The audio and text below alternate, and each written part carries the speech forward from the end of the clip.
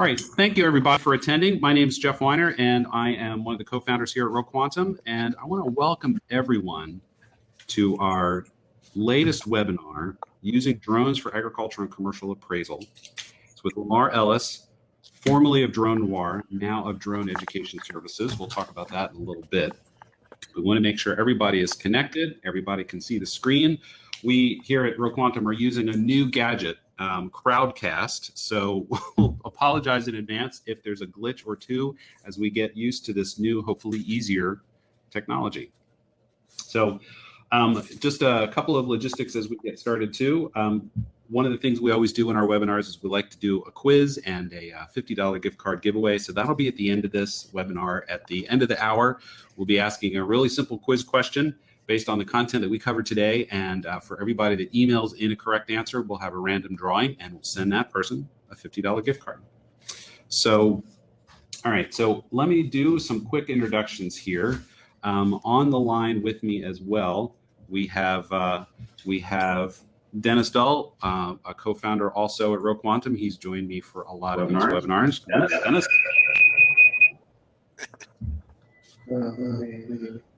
Make sure my mic is toggled off. Okay, good morning. Thanks. And also we have Lamar Ellis, appraiser, drone pilot, educator, author. Good morning, Lamar. Good morning. Good to be here. Excellent. Excellent. Thank you for joining us. All right, so why don't we jump right in? So first of all, what we wanted to do is, Lamar, just kind of tell us, just at the very high level, how did you get into this drone business anyway in the first place? I've been an appraiser for now over 30 years, and I was down visiting my grandfather down in South Florida and saw a news report back in 2014 on privacy infringement using a drone.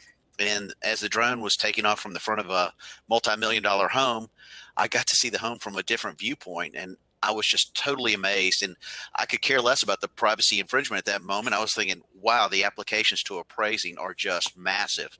So at the end of the report, I looked at my grandfather and I said, this is what I'm going to do with my life. And I'm an approved instructor with the Appraisal Institute. So I just took that experience and developed a seminar on using drones for real estate valuation. And it's really taken off from there. Excellent. Excellent. So that's good. So tell me, are you still appraising today, or are you full-time drone man? I'm trying to become a full-time drone man, but I'm in the process of rebranding my company. So I'm still doing appraisals, and I thoroughly enjoy the valuation side of it, but I'm getting more out of life teaching about drone technology and the benefits. So it's the applications to agriculture and commercial are just tremendous these days. Excellent. Well, very good. Well, all right. So I appreciate that. So like all of our other webinars, we want our mission here at RoQuantum is to help appraisers be more successful. So and so that's why we're here today. So we're going to spend the next 35 minutes or so really digging into this to help everybody. So the first question there on the slide, tell us, Lamar, how are you seeing drones being used today? Well, for most people, you know, their thoughts of drones are what you see on CNN and Fox News, the military aspects, but the commercial aspects are just growing by leaps and bounds in the markets today. There are a few rules and regulations that prevent it from us seeing drones on an everyday use, but those things are being worked out. I use drones for valuation. I use them for inspection. I've had the opportunities to work on film and television, work in conservation units, assist with some public safety.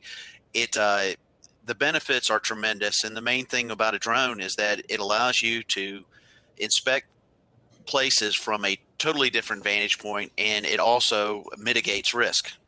You don't have to be crawling through creeks or going over mountains or going through rose bushes to look at properties. And the nice thing is the Appraisal Foundation addressed it in their use PAP and said that you can use drones as long as you disclose it in the scope of your appraisal. So it's tremendous. And it's growing every day, and I'm seeing out of the box thinking that is becoming everyday application. That's really good. So tell us some of the more common sort of in the box thinking, but also some of that out of the box, specifically when it comes to appraisal for agriculture and commercial property. What do you think? First off, it's a proof of concept for a lot of the people out there right now. So I am helping appraisers try to get started in understanding the application. And it's not really the drone so much as the data you're able to obtain. So Right. the better your data is, the more chances for getting ancillary business out of it. And that is, concentrate on the photography. Make sure that you understand that, you're taking a camera up to a different vantage point, and concentrate on making sure that you understand your production, the videography. Drones are a great tool, but it's like anything in life. If you just don't, if that's all you're concentrating on is flying it, well, that's all great, but people are paying for the data. They're not paying for you to fly it. So as far as appraising goes, it's just not only the valuation of a property. You can get into heat loss. You can get into moisture damage on roofing. You can get into taking good shots in the springtime where a homeowner might want to pay you for those shots when they're trying to sell it in the winter. You've got attorney, I've had appraisals where the lot line, the builder built over the lot line. That has helped. I've done several. Oh, that's something that's especially easy to see, I bet, if you view, right? Exactly. I taught several webinars for the Mississippi tax assessors that were thinking about bringing in drones for their applications, because you're actually filming property in real time, and it's hard to argue that the assessor now is putting a pool on your assessment where you never noted to the county that you were actually going to build a pool. So tax rolls are being increased because you can see improvements that are being made to properties. Excellent. So again, as I've told some people in the past, if you can dream it, you can do it with this new technology in a lot of ways. That's good. All right. So we see drones. I mean, I have a little toy that I have fun messing around with, but what you guys deal with is something very different. That's true, but they've made consumer level drones fairly inexpensive. You can essentially set yourself up entirely for less than $2,000 and have a workable practice that you can use every day and supply a variety of different types of clients, good quality work, professional work. So, and that's a good point. I should probably bring this up too. I mean, when you do your class, what we're talking about here today isn't necessarily for somebody who's considering getting into the drone business full time, but it could be somebody who might want to add it, or just be better able to select a good person to hire. Oh, exactly. That's one of the goals of what I'm trying to teach, is that whether you use this yourself or you apply it in your practice, you'll at least know that you're doing it correctly, or the person you hire is doing it correctly. I've run into too many other organizations that are out there that have that are certified as pilots, but they don't really understand the rules and regulations, and that poses problems for the people that hire them. What happens if they have an accident? Who is ultimately responsible?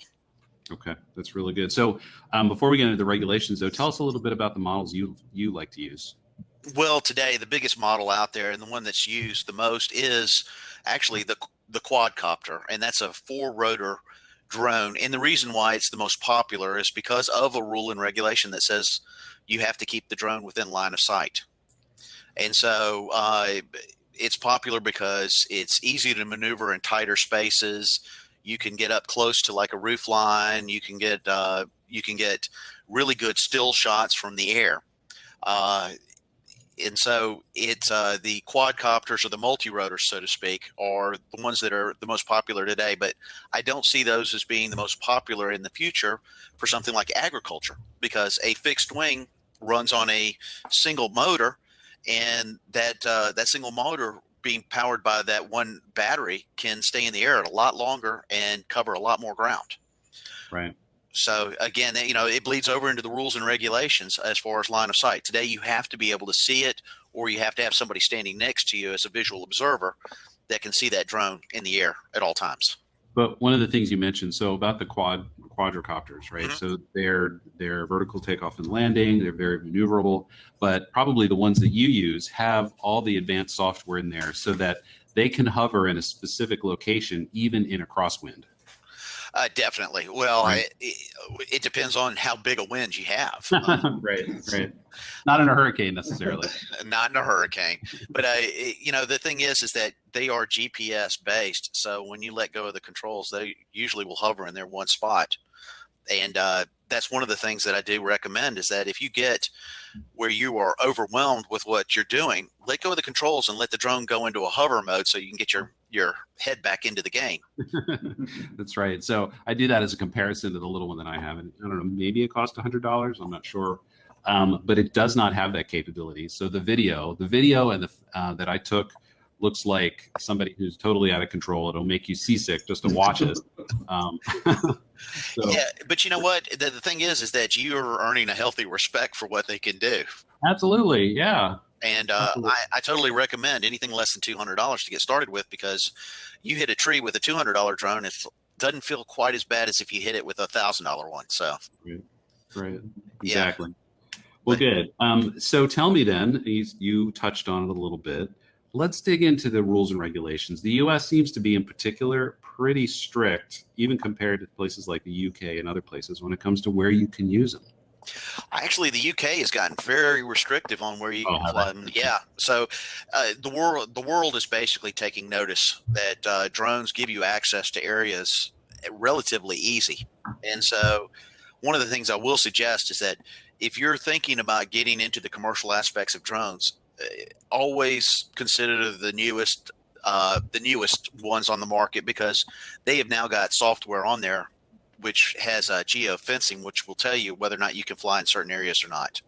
So, getting down to it, yeah, the rules and regulations in the U.S. are restrictive, and they have to be, because they're working them out right now. NASA and the FAA just finished their 4th round of testing for delivery systems. They're trying to put together a unmanned traffic management system so that we can actually have drones in the same air as manned aircraft.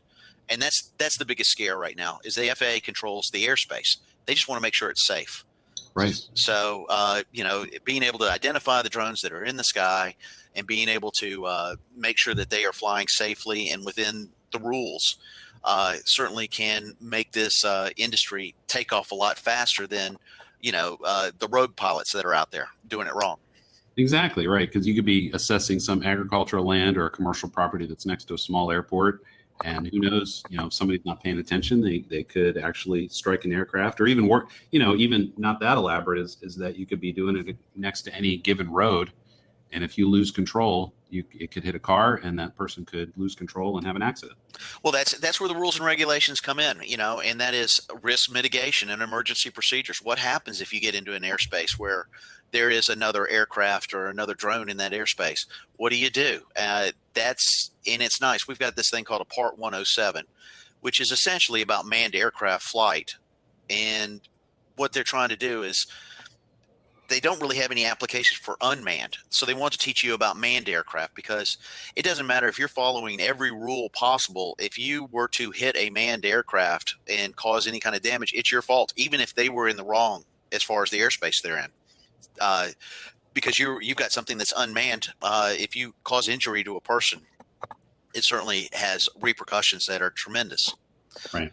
So, right. Yeah, I'm a firm believer in follow the rules and regulations today, because it's not a matter of if, it's a matter of when something's going to happen. And if you've had a little letter written to you or had a notification from the FAA stating that you need to change your practices, I wonder about that in the future, if those will be the people that get the knee-jerk reaction and kicked off the list.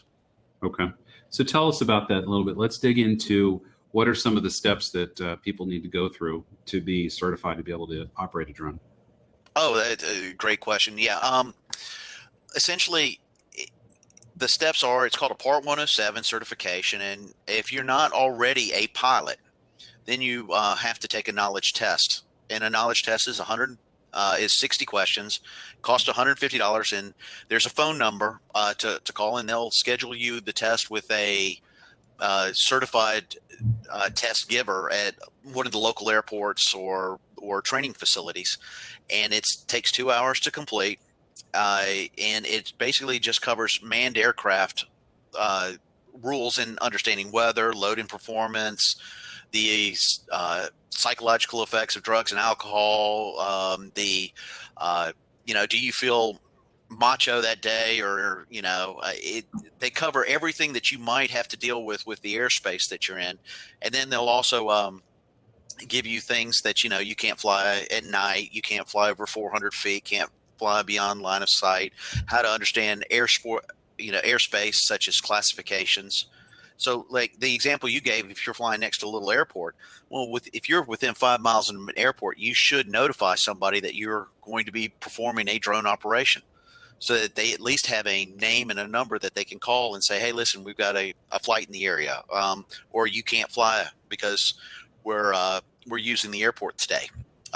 So it does go deeper. And then you'll have to take a little safety class, which just makes sure that you understand, when you're out in the field, how to set up and how to deal with your crew, and that you do understand the rules and regulations of flight.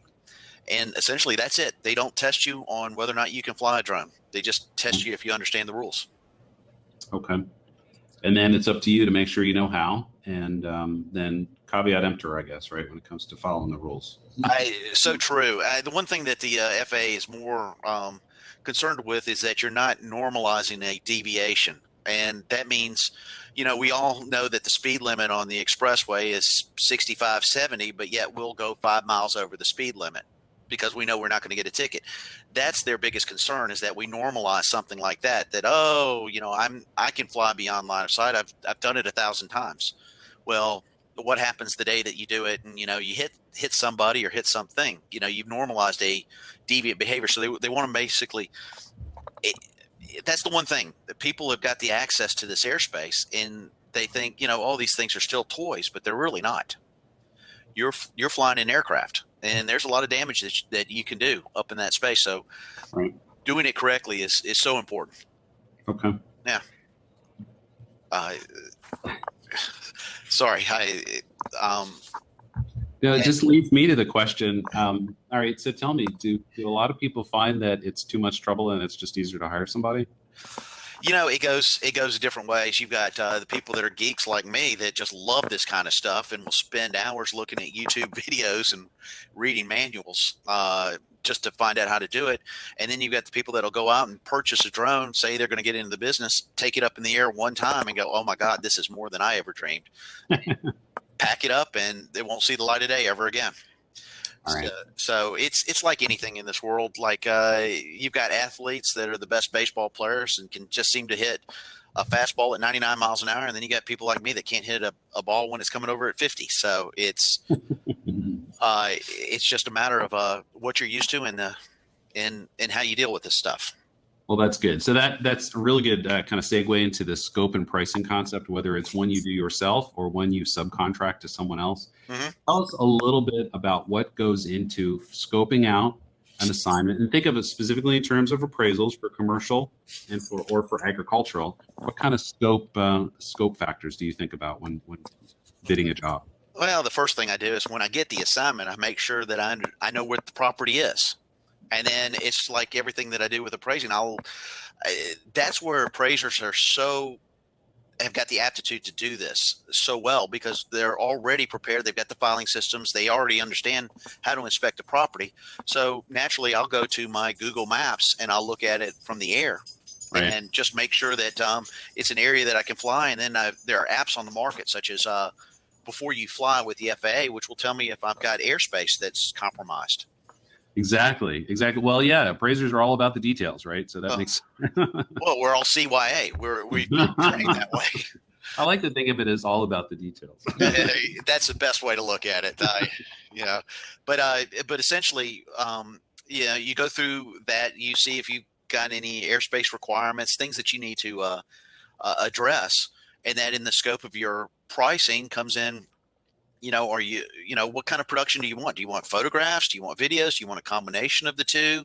Do you want some sort of produced item that has your logo in the bottom of it that, says that you're with Remax or says that you're Ace Appraisal Services or things of that nature? So the one thing I have learned in the process of doing this is that it's better to join organizations and get to know the members in your community that are doing this to figure out what the pricing is. Because what happens is if you get on the web and say, hey, I just bought a drone and I'm going to start taking pictures, you'll find that you'll be berated and put down. Okay, so then, yeah, tell us about what goes into it and think about it. When I think about it, I think about it in terms of, well, if I'm going to go and I've got a bid to do an appraisal of a shopping center or a farm or something like that, I typically wouldn't subcontract photography unless it's a remote location. I'm going to hire someone to take the pictures. That's a cost that may not be in most people's appraisals. I'm sorry, Jeff. Can you still hear me? Yep, absolutely. I had to deal with something real quick, and I didn't hear your last question. No, that's fine.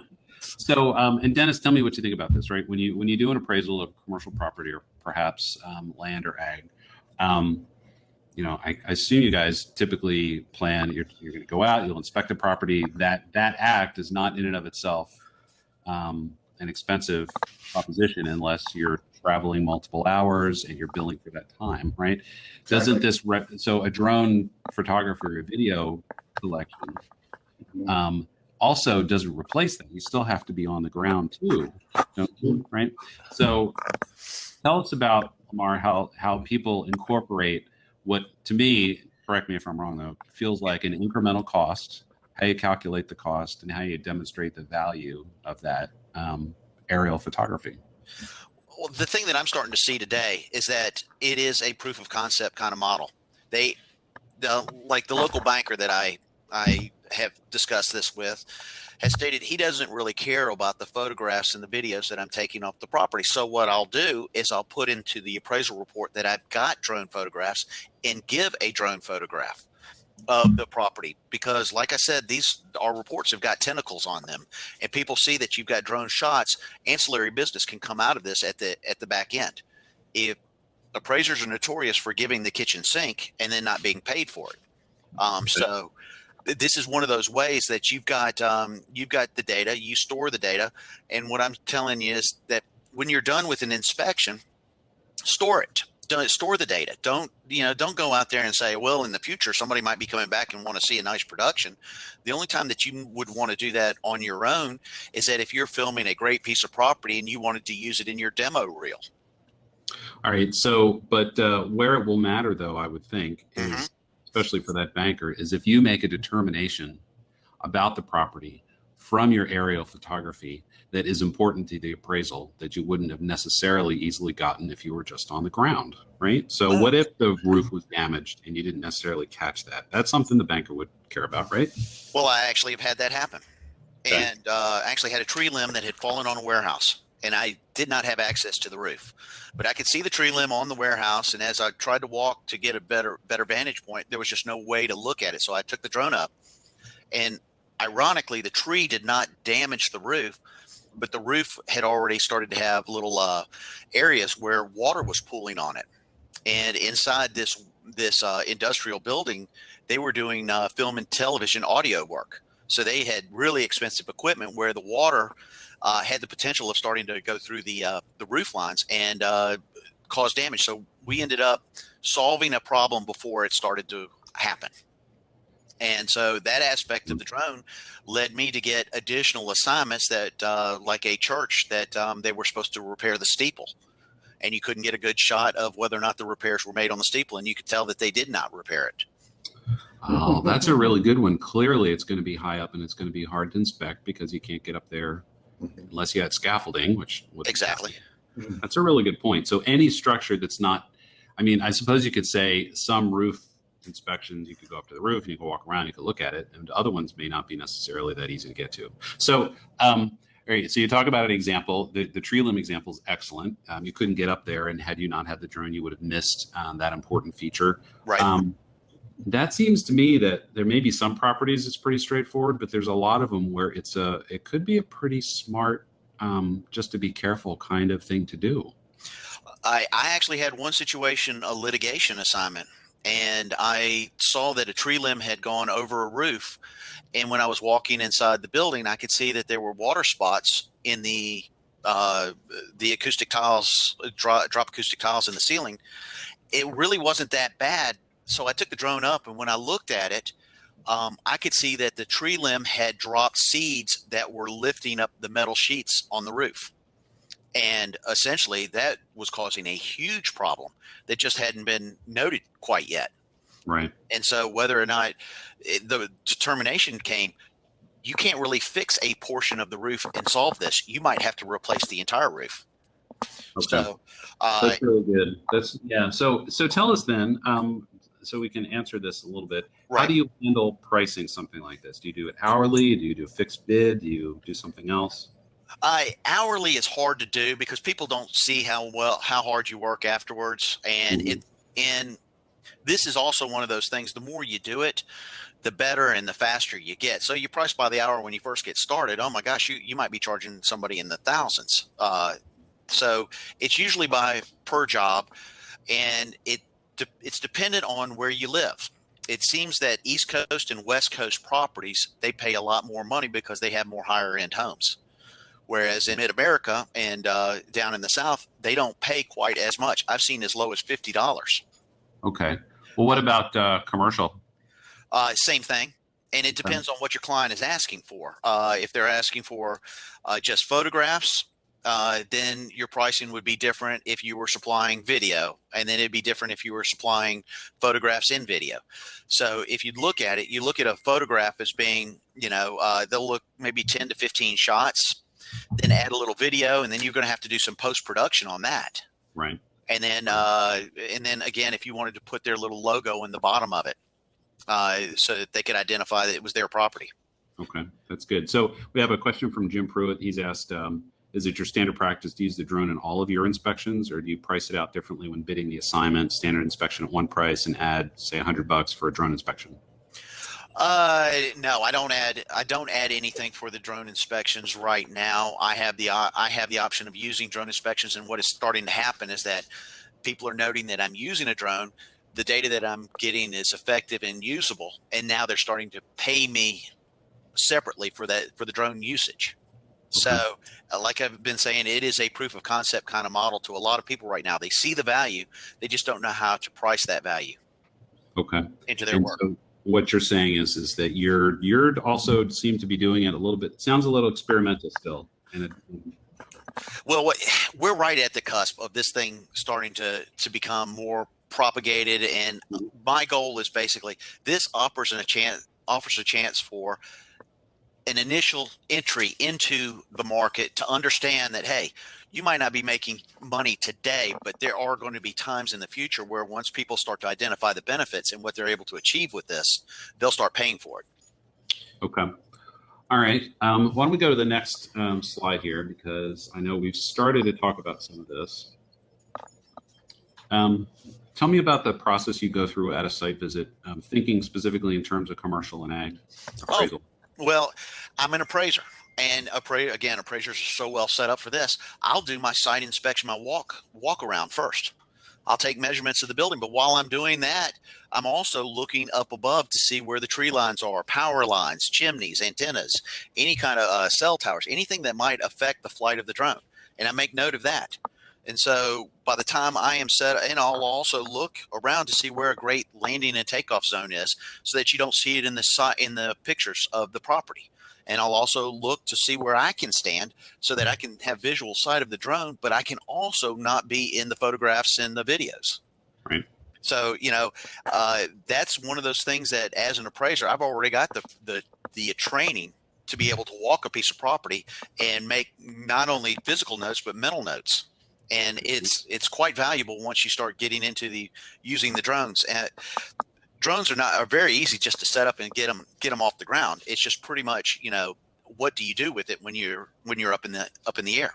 So that's good. So that brings us to the next one. Tell us about some shots. We talked about roofs, obviously, church steeples.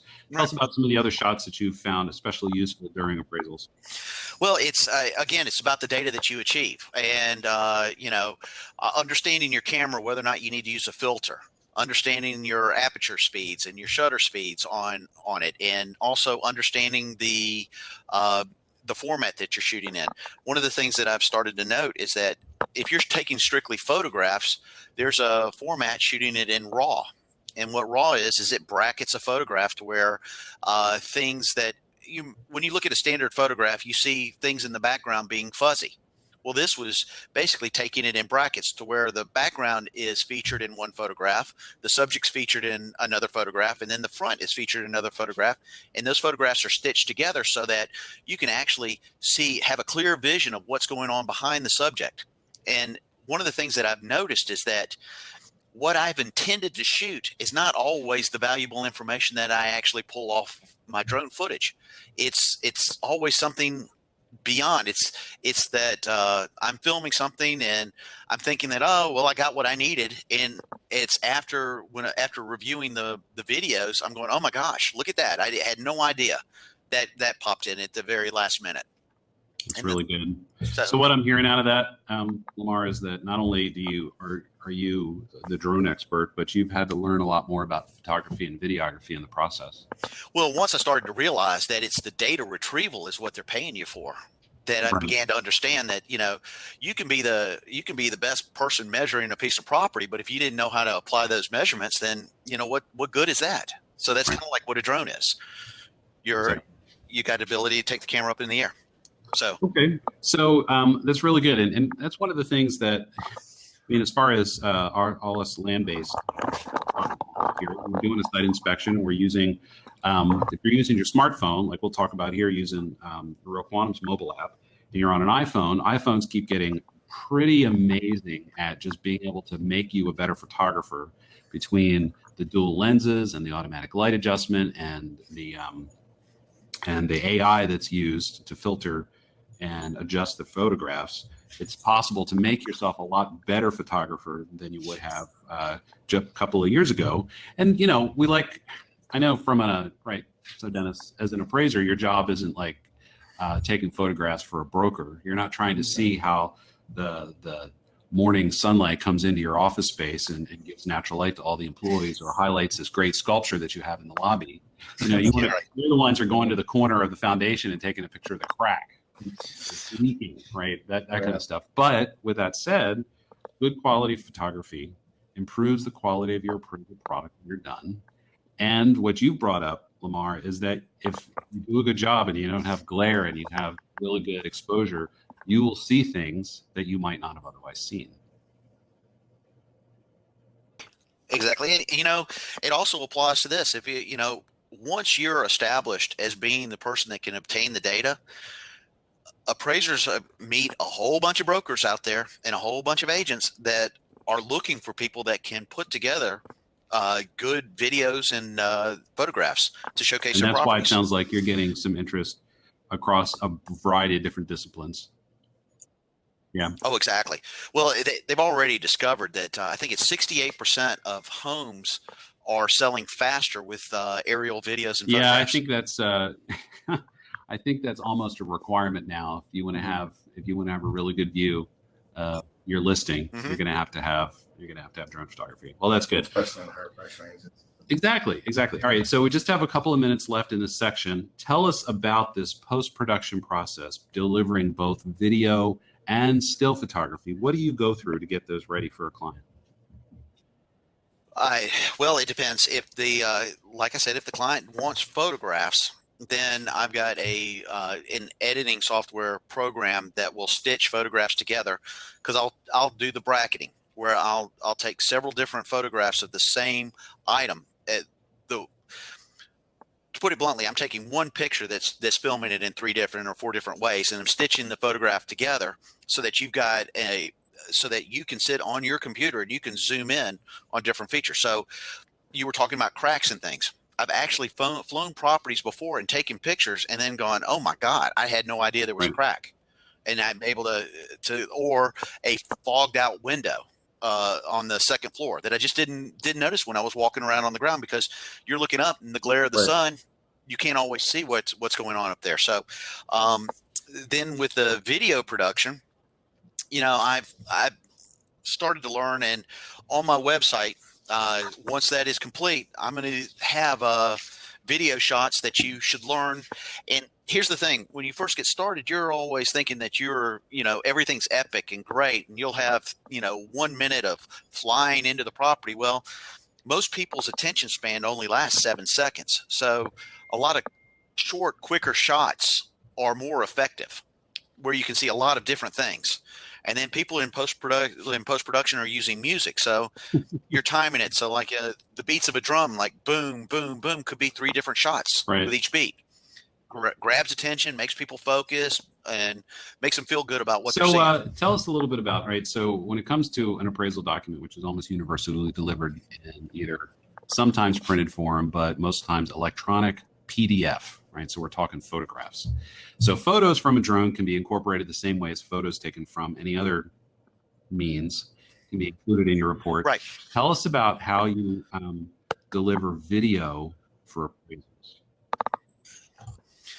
Okay, well, video, you can't really put video into an appraisal report, so to speak, but you can actually give a link to a source, because we're delivering appraisals in PDF anyway. So you can link it to a YouTube or a Vimeo, or what I like to do is I like to send it by Dropbox and have the client have a secondary file that they can pull up on the property. And then that way I know that they're the only ones that are to get that because file. anybody that hires you to do that, I'm sure that they want to retain that video as part of their comp, right? Oh, exactly. Yeah. Well, now obtain a video as far as the comp, or obtain the video as far as what we're looking at for the subject Well, just matter. really, I mean, once you've got that asset, just like the photographs, the measurements, the site plans, all of that all goes together in your collection for the future. Correct. It's proprietary knowledge. You do an appraisal of the property right next to it, or you want to use it as a comp later, you've got all that data. Oh, exactly. The nice thing about it is that you get to see let's just take an insurance example. Like we just had the hurricane hit South Carolina and North Carolina.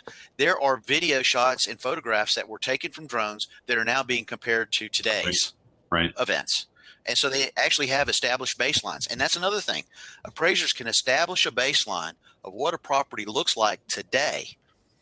And then there's a potential that if there's some damage, hurricane, tornado, earthquake, whatever, that they've actually got what the property looked like on a specific date.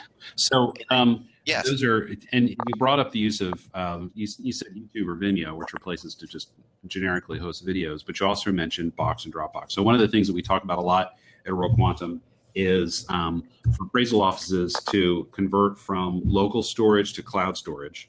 One of the advantages that we talk about is that you can access the files everywhere and that they're backed up and can be set up to be secure. One of the other things that you touched on right there is that it's very easy to grant access to someone of a particular file, in this case, a video. So in your appraisal report, you can include a link to that location that that person can then go to. And that is a storage location that's under your control. And you don't have to, you're not sending a DVD or having to do something else separate. It's right there and it's easy to share with the client. Oh, exactly. Technology is growing so exponentially right now that what we're talking about today could be completely replaced tomorrow with something that's far more advanced. That you blink your eyes and there it is. But that's a really good point. So why don't we keep going here? So one of the things that you talked to us about is that you've rebranded. So get a little information about what you have going on, right? So you were Drone Noir. You're now Drone Education Services, dedicated to teaching people about the technology, right? Also, you're working on a book. Yeah. Well, one thing I've started to discover is that I sat down and I wrote a business plan, how to achieve success in getting involved with the drones. And one of the things I noticed is that nobody is really given a step-by-step how to get started in the drone business to how to deliver the assignment to the client. And so I'm trying to incorporate everything that goes on in between, so that whether you're doing this for valuation or you're doing this for conservation or insurance, whatever, agriculture, you've got a step-by-step on how to get started in the business, how to conform with the rules and regulations that are on the books, and how to achieve the most success that you can on your drone shots really and good. videos. And so that's based on what you've covered in your classes, right?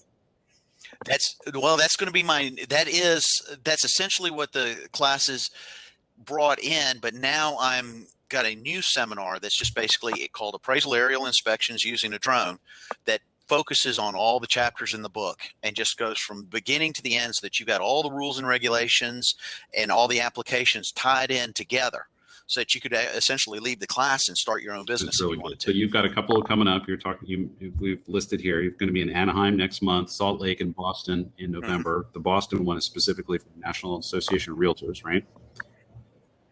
Right, and the one in California is for the International Business Valuation. Excellent.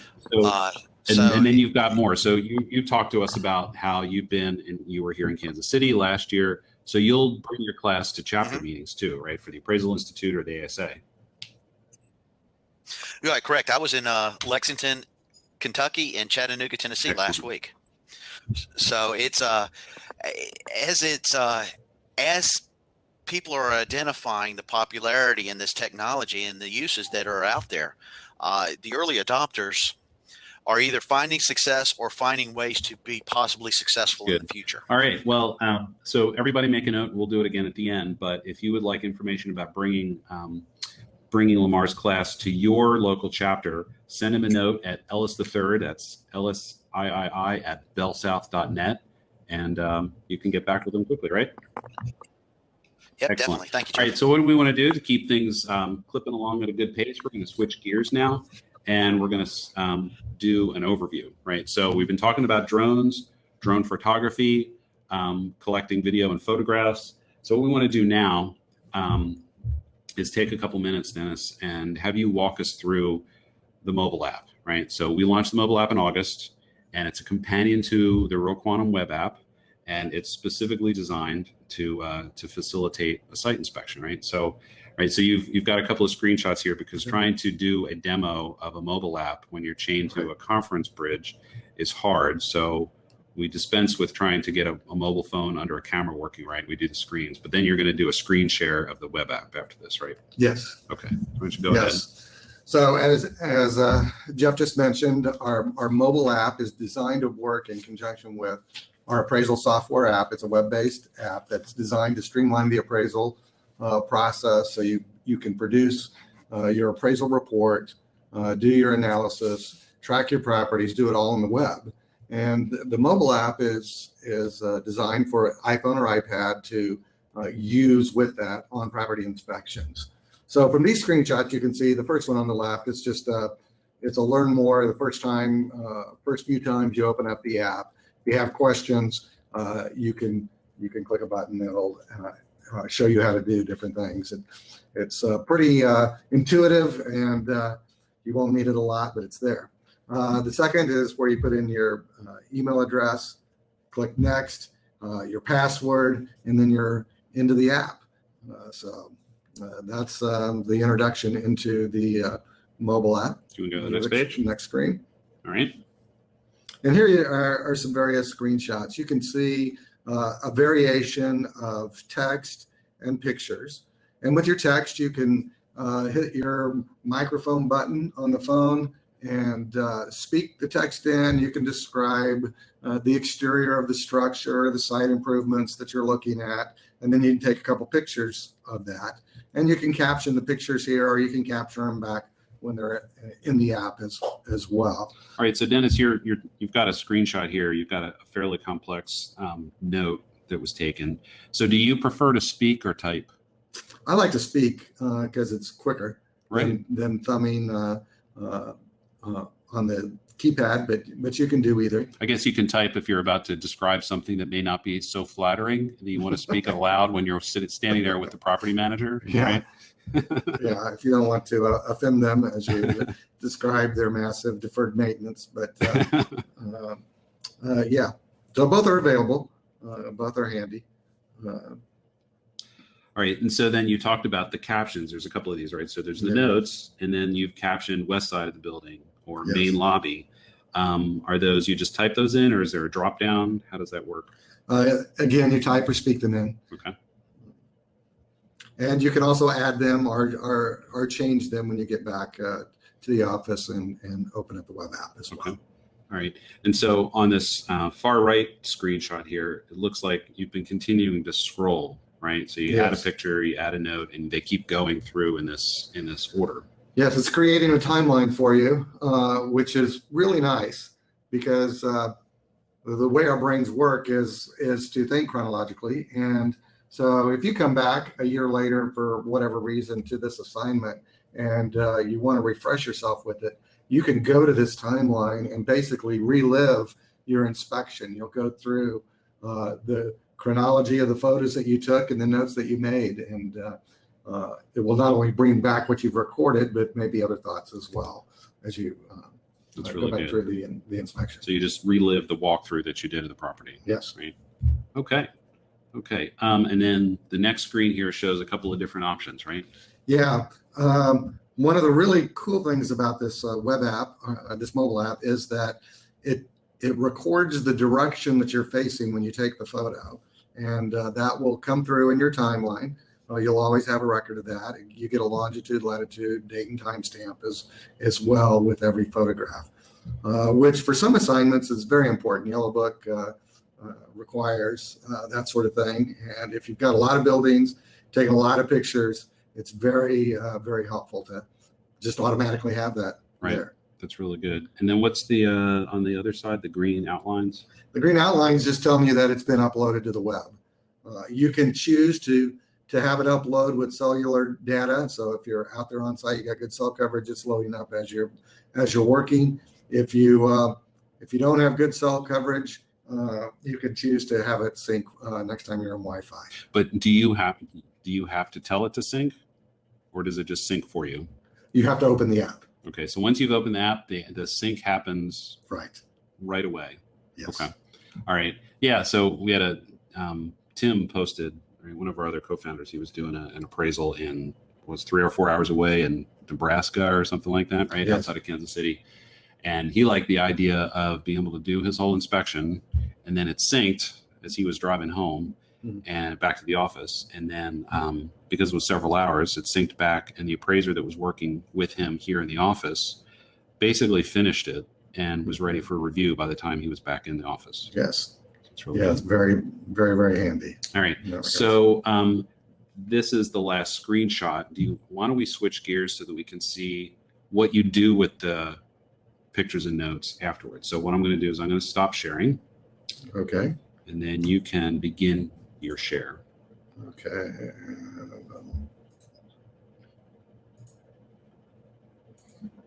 All right. Can you see my Real Quantum sign-in screen? It loaded up. All right. Look at that. So this is the entry portal to the Real Quantum web app. If you are a customer, you would have your own unique URL, and you could log into that to a place where the data inside it is your data, you own it, and you control it. Just to give you a real quick overview here, you got an assignments area, you got a library, you got a place for properties, the subject properties, comps, whatever. You have a property record for it, and a portal for your clients. I'm only going to go to the assignments. It defaults to the assignments. I'm going to go into a particular one, this power control devices building, go over to the binoculars on the side. And you can see this is a view of a typical appraisal assignment coming down the left side of the page, from cover page all the way down to addenda. I'm going to go to the property data section and over to the timeline. And there you see what came in from the mobile app. You have pictures, and then you have over here on the left the direction and timestamp data, the location, that sort of thing. You can see my notes, that sort of thing. And what I will often do, you can open multiple tabs as you're working on an assignment. So I would open this tab in one window, and then I might open up the property improvement or site section of the property record, and then enter the information from my notes in it, so that I can have them open side by side as I'm doing that. So you can see, and here, two different appraisers linked an inspection with this property. And so you see some pictures from both, and it always tells you who the appraiser was. So if you have multiple appraisers working on a project, that is recorded for you. The pictures automatically flow into subject photos. These subject photos are used in an assignment.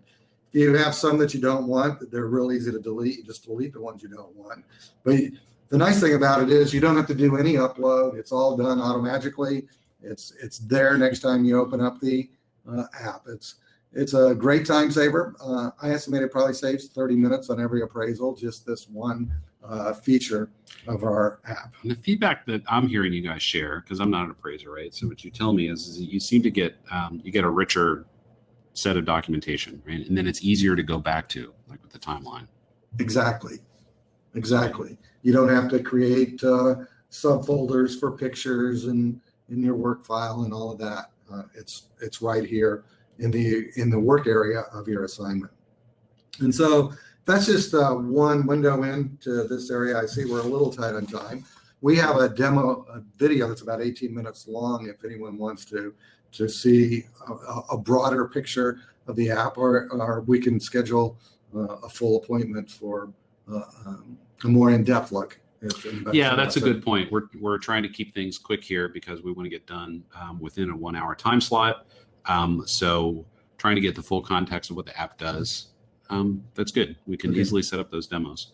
Well, everyone, I really appreciate you joining today. Lamar and Dennis and I, we appreciate the time. Let me switch back. Dennis, if you will unshare, I'll reshare so that we can then let's see, how do I? You just go to the bottom of your bottom center. Oh yeah. Stop sharing. Okay. All right, and then I share, and we'll just do a quick wrap up. So, what I want everybody to remember is that if they have any further questions, please let us know. Also, this is part of our continuing program, whether you're a customer or not. We have our Real Quantum community to help every appraiser be more successful. And we have a really rich blog site, so realquantum.com/blog, and you can get this and more information. In addition to that, if you have any questions for us personally, you can say to Dennis or I at Dennis at Real Quantum or Jeff at Real Quantum, as well as Lamar at ellis3rd@bellsouth.net to find new information. All right, so for the quiz question, I thought that this would be a good one. So I'm going to give you the question, and then if you're still on, you can do it because I'm going to also tell you the answer. Right. So Lamar, if you're off mute, you can make sure that I'm giving you the correct answer here. So the question is what is that knowledge test called that you take to be certified to operate a drone? And what is that, Lamar?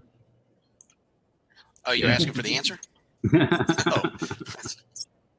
So part 107. Part 107. And I have no idea what parts 1 through 106 are, but part 107. So if you send me at jeff@realquantum.com an email that says the answer to the quiz question is part 107 certification, you'll be entered in a drawing for a $50 gift card. And I wish you luck on that. And we'll send an email follow-up to everybody that registered with these details, link Lamar's email address and all the other things that we talked about today. And if you have any other questions that you didn't think of but want to ask, please let us know. All right. And then look for this. We'll have this. We're going to do this webinar one more time next Thursday. People will see who are a part of our community will see that announcement come out. If you want to share it with somebody else to hear it live so they can answer live questions. And then after that, we'll have a replay so you can watch it and catch up again on the recording. So thank you, everybody. Thank you for joining. Have an awesome day. And we'll see you later.